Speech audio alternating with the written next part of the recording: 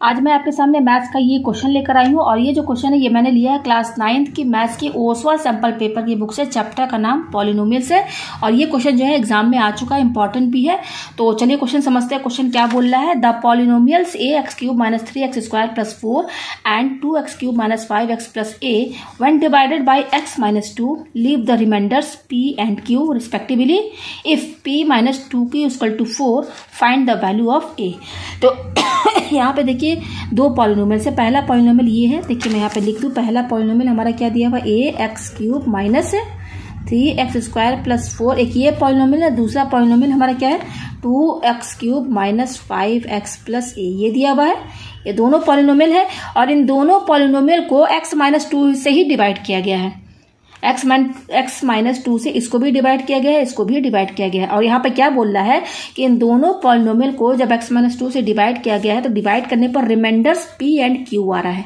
यानी कि ये जो रिमाइंडर p है ये इस पहले वाले पॉलिनोमियल का रिमाइंडर है जब इससे डिवाइड किया गया, और ये जो रिमाइंडर q है ये इस वाले पॉलिनोमियल का रिमाइंडर है जब x - 2 से इसको डिवाइड किया गया। ठीक है, अब यहाँ पे क्या बोल रहा है, इफ p - 2q = 4, यहाँ पे क्वेश्चन दिया है कि p - 2q अगर 4 के बराबर है then find the value of a। हमें यहाँ पर a की वैल्यू फाइंड करनी है।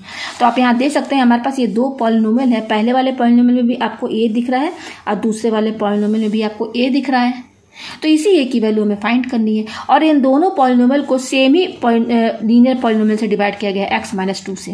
x - 2 से इसको भी डिवाइड किया गया है, x - 2 से इसको भी डिवाइड किया गया है। तो देखिए कैसे डिवाइड करते हैं। जैसे मान लीजिए ये x - 2 है, इससे हम पहले वाले पॉलिनोमियल, ये वाला पॉलिनोमियल जो है a(x³ - 3x² + 4 यही है। तो x - 2 से इसको डिवाइड किया गया, तो डिवाइड करने पर जो भी हुआ हो बीच में रिमाइंडर क्या बता रहा है, रिमाइंडर से यहाँ दो रिमाइंडर है तो ये दोनों रिमाइंडर इनका है। p वाला जो p रिमाइंडर है इस वाले का है, पहले वाले का। तो ये पहला वाला पॉलिनोमियल लिया, x - 2 से डिवाइड किया तो रिमाइंडर क्या आ रहा है, p आ रहा है। तो रिमाइंडर कहाँ आता है, हमेशा लास्ट में आता है, ये रिमाइंडर आ रहा है। ये p क्या है, आप कोई भी चीज डिवाइड करते हैं, डिवाइड करने पर लास्ट में अगर बच जाता है तो वो रिमाइंडर ही तो कहलाता है। तो वो रिमाइंडर क्या आ रहा है हमारा, यहाँ पर p आ रहा है। अगर हम पहले वाले पॉलिनोमियल को x - 2 से डिवाइड करते हैं तो ये रिमाइंडर, क्वेश्चन से हमें मतलब नहीं है, ठीक है, रिमाइंडर से मतलब ये आया। उसी तरह से इसी x - 2 से दूसरे वाले को डिवाइड किया गया, तो यहाँ डिवाइड कीजिए। x - 2 जैसे डिवाइड करते हैं वैसे आप यहाँ पे लिख लीजिए, बना लीजिए। क्या है, 2x³ है - 5x + a, ये है। तो x - 2 से जब इसको डिवाइड किया गया जो भी आया हो बीच में रिमाइंडर क्या आ रहा है, q आ रहा है। आपको ये समझ में आ रहा है ना, यहाँ मैंने डायग्राम सब करके दिखा दिया। ये रिमाइंडर किसका है, दूसरे वाले पॉलिनोमियल का है। दूसरा पॉलिनोमियल कौन सा, ये वाला। इसको जब x - 2 से डिवाइड किया गया तो ये रिमाइंडर आ रहा है। तो p रिमाइंडर इस वाले पॉलिनोमियल का है, q रिमाइंडर इस वाले का है। तो रिमाइंडर ऑलरेडी सब बता दिया है। अच्छा रिमाइंडर थ्योरम यहाँ यूज होगा। रिमाइंडर थ्योरम का यूज कहाँ होता है, रिमाइंडर फाइंड करने के लिए। अगर जहाँ पर पॉलिनोमियल डिवाइड किया जाता है, जहाँ पर पॉलिनोमियल्स रहते हैं डिवाइड करने के लिए, तो वहाँ पर डायरेक्ट रिमाइंडर हम फाइंड कर सकते हैं बिना लॉन्ग डिवीजन मेथड के। किस थ्योरम से, रिमाइंडर थ्योरम से। तो देखिए हम रिमाइंडर थ्योरम यहाँ पर भी अप्लाई करेंगे, इसमें भी अप्लाई करेंगे। तो रिमाइंडर थ्योरम की हेल्प से हम इसका रिमाइंडर फाइंड कर सकते हैं। रिमाइंडर तो यहाँ p बता रहा है, लेकिन रिमाइंडर p तो वेरिएबल है ना, p और q तो वेरिएबल है ना। तो रिमाइंडर थ्योरम की हेल्प से हम रिमाइंडर पता कर सकते हैं क्या आएगा। अगर एक्चुअल में अगर आप इसको डिवाइड करेंगे ना लॉन्ग डिवीजन से, तो यहाँ पर रिमाइंडर आएगा। आप डिवाइड अगर करते हैं तो उतना लंबा हमें करने की जरूरत नहीं है। और अगर आप कर भी लेते हैं ना तो वही रिमाइंडर आएगा जो रिमाइंडर थ्योरम में आएगा, सेम ही आएगा रिमाइंडर। तो हम यहाँ पर लॉन्ग डिवीजन ना करके रिमाइंडर थ्योरम यूज करेंगे। तो रिमाइंडर थ्योरम कैसे यूज करते हैं, आपको कुछ नहीं करना है। ये जो x - 2 है ना, ये पहले वाले में हम रिमाइंडर थ्योरम यूज कर रहे हैं। तो x - 2 को जस्ट पहले आप 0 के बराबर कर दीजिए। तो यहाँ से x की वैल्यू क्या निकलेगी, ये -2 इधर जाएगा तो 2 हो जाएगा। तो ये x की वैल्यू 2 आ रही है ना, ये x की वैल्यू, इसको 0 के बराबर किया, यहाँ से x की वैल्यू 2 आई। अब इस 2 को आप इसमें पुट कर दीजिए। तो ये पॉलिनोमियल, इस पॉलिनोमियल का नाम मैं दे रही हूँ, मान लीजिए इस पॉलिनोमियल का नाम मैं दे रही हूँ px। क्या है, पॉलिनोमियल a(x³ - 3x² + 4, ये है पॉलिनोमियल का नाम, हमने px दिया है। यहाँ पर x की वैल्यू हमारी क्या आई है, 2 आई है। तो यहाँ पे 2 लिख दीजिए। तो ये 2 यहाँ लिखेंगे तो इसका मतलब इसमें 2 पुट करेंगे तो a की वैल्यू तो हमें पता नहीं है। अब यहाँ पर x की वैल्यू कितनी है, 2, तो यहाँ 2 लिखिए। और यहाँ क्यूब है तो यहाँ क्यूब लगाइए। -3, यहाँ पर x की वैल्यू कितनी है, ये 2 लिखिए। यहाँ स्क्वायर है तो यहाँ स्क्वायर लगाइए, +4। ठीक है, तो इक्वल टू, अब देखिए 2 पर होल क्यूब, 2 को 3 बार इंटू करेंगे तो ये 2 2 4 4 2 क्या आएगा, 8 आएगा, 8 और ये 8a हो गया। माइनस इसको सॉल्व कीजिए, 2 को 2 बार इंटू कीजिए, 2 2 जब 4 और 4 को 3 से इंटू करेंगे तो 4 से 12 प्लस 4 इक्वल टू ये हो जाएगा 8a। अब देखिए -12 है, ये +4 है, माइनस प्लस माइनस 12 में से 4 माइनस करेंगे तो क्या आएगा 8 आएगा। और साइन क्या लगेगा, इसका लगेगा 12 का, क्योंकि 12 बड़ा है तो 12 का साइन क्या है निगेटिव, तो यहाँ निगेटिव साइन लगा दीजिए। तो ये हमारा रिमाइंडर आया है। जो x की वैल्यू आप इस पॉलिनोमियल में पुट करेंगे ना, तो जो ये रिमाइंडर बताएगा, यही रिमाइंडर थ्योरम है, ये हमारा क्या रिमाइंडर है। तो ये शॉर्ट ट्रिक है रिमाइंडर निकालने का।